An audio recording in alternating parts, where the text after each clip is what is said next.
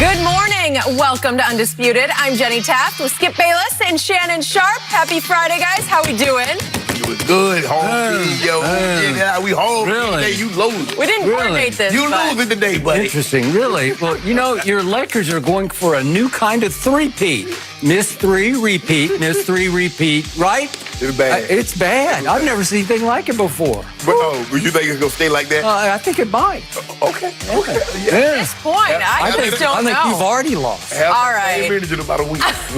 We got Black Friday. We got a Broncos-themed outfit over there. And we have so much to talk about from yesterday in the NBA. The Lakers shooting woes continued last night against the Rockets. With no LeBron, LA was just under 45% from the floor and shot a season-worst 10% from three. Meanwhile, the Blazers have remained hot, knocking off the Nuggets last night behind Damian Lillard's 45 points on 11 for 18 shooting from beyond the arc. As we know, Charles Barkley is on record predicting that if Portland makes the playoffs, they'll knock off the Lakers. And last night, Chuck said AD is one of the reasons why he doesn't like the Lakers in the playoffs. Take a listen.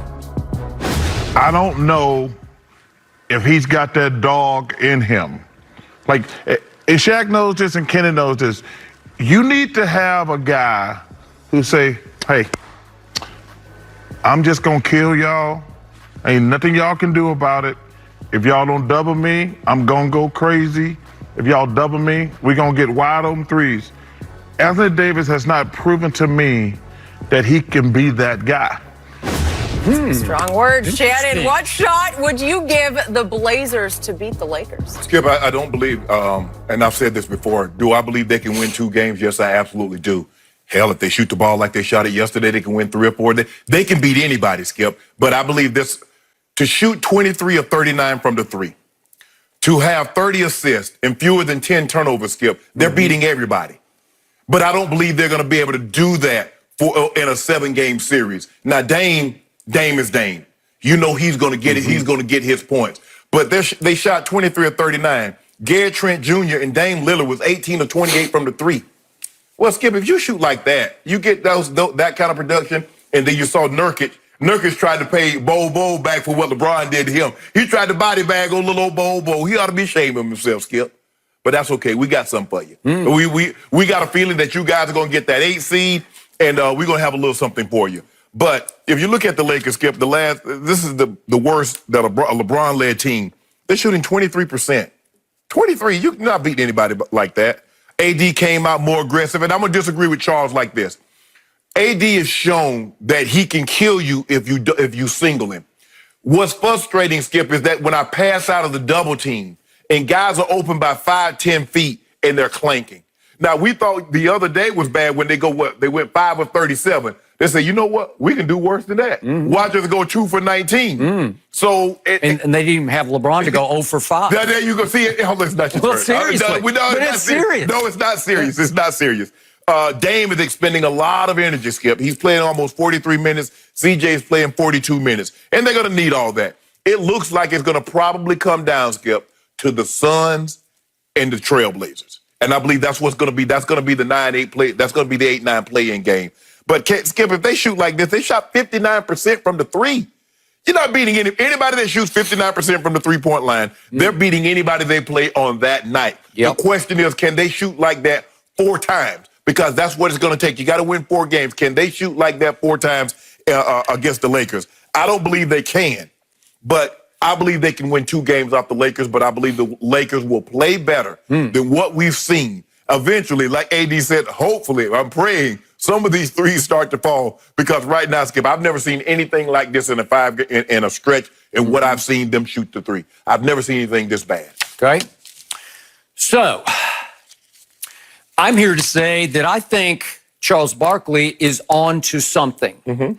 I'm not sure he is even looking deeply enough into seeing just how on to something he might be.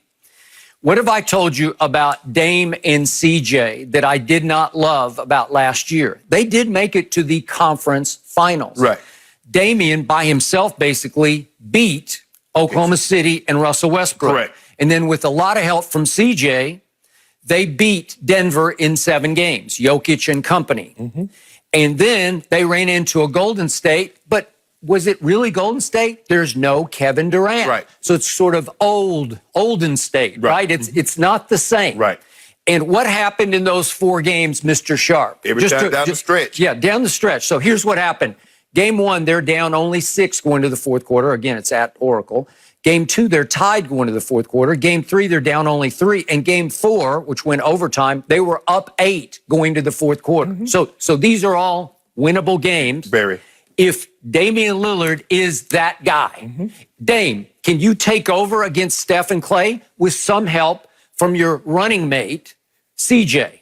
Can you do that? Well, neither could do it. Both of them just shrank. They played even smaller than they are. Right. Because in those fourth quarters and the one overtime combined, those two together, this is ugly, they shot 12 of 46 from the field, which is 26%. They shot 6 of 27 from 3, which is 22%. And I could get uglier on both sides if I went individually, but just suffice it to say, both of them disappeared down the stretch against a Golden State without their closer, Kevin Durant, against the guy who had been the finals MVP the previous 2 years. Correct. Okay. So now we look at how different are they as we speak in the bubble. What are we seeing? Well, we're seeing 2 emerging stars in Denver and now in Portland. We're seeing Michael Porter Jr., but we're also seeing another junior. Gary Trent Jr. He can't miss. I'm telling you, he looks legit to me. Yes. Every time he goes up to stroke it, it looks like he's shooting it with authority, like he thinks it's going to go in. He shoot it like a free throw, Skip. It's like a free throw. And I'm going to remind everybody, Gary Trent Jr. is the son of Gary Trent, who went to Ohio University, where he was a first-team All-American, and he was called the Shaq of the MAC. He was bigger. They called him Baby Shaq. Baby Shaq, but he was only 6'8", but he was a bull of a man. Yes. And so he averaged 23 and 13 his last year at Ohio and got drafted 11th overall and kind of bounced around and wasn't great. He averaged 9 and 5, but he did play for 9 seasons in the league. Right. What do I always tell you? And again, you had a big brother who was playing, so it helps a little bit, but I really love it. See Patrick Mahomes. When your father played a pro sport, see Barry Bonds, see King Griffey, because you grow up around clubhouses and big league players, and you're like, well, I was born to do this. Look at Steph Curry. Okay? Steph Curry. You're like, I can do this. My father did this, and I did this my whole life. You go to practice, you're playing hoops with Vince Carter, with the pros, and so you're playing catch with them. Huge. It is. So what did we see from Gary Trent Jr.? I did not notice him a lot at Duke. I did not either. Their team wasn't great. It lost to Kansas in the Elite Eight.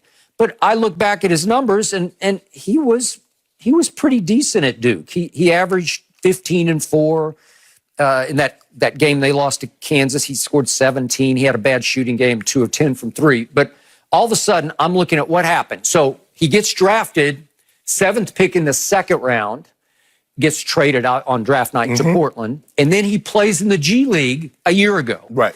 But then he comes to Portland this year, and he starts to play some. He was averaging 20 minutes a game pre-pandemic, okay? Only averaging 8 points a game. But look what's happened in the bubble. 20. He's averaging 33 minutes. Terry Stotts is saying, I can't not play him anymore. I got to play him. I got to play him in the fourth quarter. He's played himself into the lineup. Thank you. He's shooting 54% from the field, but more important, he's shooting 63% from 3. Gary Trent Jr. has made the most threes in the bubble of anybody. He's made 22 or 35. 22. Damian has made the second most threes in the bubble. That's 4 games, 21. So 22 plus 21, they've made just the 2 of those. Right. It's almost like Dame has a new running mate, a new partner in crime, so to speak. And it's not CJ, it's Gary Trent Jr. So they've made 43 threes in 4 games. The Lakers as a team have made 37. So let that sink in. 43 between 2 players, and you can say it's just a hot streak. But I think you're seeing during the year, they're the 2nd best 3-point shooting team in the league. Right. To Miami of all teams, right? See Duncan Robinson. Right. Okay. But they are the 2nd best 3-point shooting team. So now let's see. What else is different from the Golden State sweep that they suffered last year in the conference finals? They got this guy who used to be Carmelo. I don't know who he is now, but he's pretty good. Yeah. He has reinvented what was left of his career, and he has found a spot in the rotation. Well, he starts for them. Right. and he contributes in different ways than he did before, but it helps, especially if they're going to play the Lakers, to have Carmelo on your side because he is a made man. He's going to be in the Hall of Fame, I'm pretty sure. Oh, yeah. I mean, well, he got 3 Olympic gold medals. That's what I'm saying. Yeah.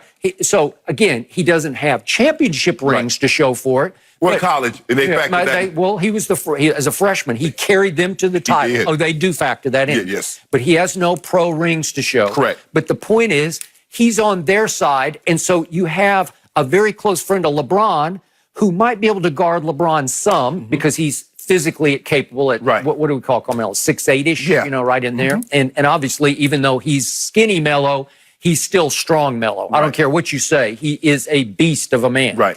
Okay, so you've added him. Nurkic didn't play last year in the conference finals. Nurkic is leading the bubble in block shots, speaking to your point about Bol. So he's leading in blocks. That'll help. And then they added another guy who is simply leading the whole league in block shots for the whole year. I'm sorry, I think he's tied for, yes, he does. He's number 1 in block shots. But a man who is tied for 2nd in rebounds, Hassan Whiteside.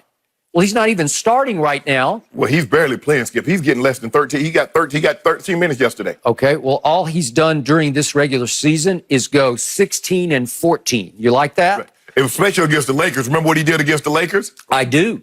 Okay, so yes, you have JaVale, and yes, you have Dwight, but they have Nurkic and Whiteside. So they can match